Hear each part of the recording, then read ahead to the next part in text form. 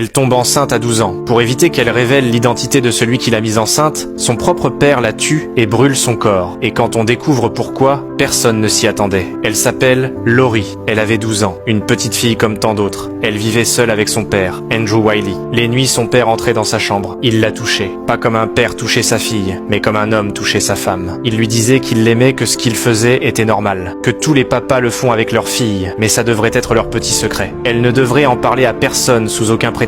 Elle n'était qu'un enfant. Elle a cru à tous ses paroles. Il l'a manipulée. Et chaque nuit, il venait dans la chambre de sa fille. Il l'embrassait. Il avait des rapports sexuels avec elle encore et encore. Les nuits passaient, les jours passaient. Et au fur et à mesure, son corps changeait. Elle sentait que quelque chose n'allait pas. Laurie se plaignait de douleur, de vertige, de fatigue constante. Elle vomit. À 12 ans, elle ignorait ce qui lui arrivait. Mais son père, lui, savait. Il savait qu'elle était enceinte. Un jour, elle a entendu parler de grossesse à l'école. Alors elle a volé un test de grossesse et l'a fait dans la salle de bain. Le résultat est positif. Elle était enceinte de son propre père. Il lui a interdit d'en parler. Quand elle a insisté pour aller à l'infirmerie de l'école, il l'a retirée des cours. Elle a pris son courage. Elle a écrit une lettre, destinée à une prof. Son père a vu la lettre. Il a compris ce qu'elle tentait de faire, et il ne pouvait pas la laisser en parler. Il l'a emmenée en forêt. Il l'a étranglée. Puis il a creusé un trou pas très profond, juste assez pour la cacher. Ensuite, il a versé de l'essence, et il a mis le feu. Le lendemain, il signale sa disparition. Il joue le père inquiet. Pendant 2 ans, elle est considérée comme fugueuse, jusqu'au jour un homme découvre des os dans un champ. L'ADN confirme, c'est Laurie, et elle était bien enceinte. L'ADN du fœtus confirme aussi que le père du bébé c'était aussi son père. Andrew est arrêté, mais avant que le procès ne commence, il meurt en prison.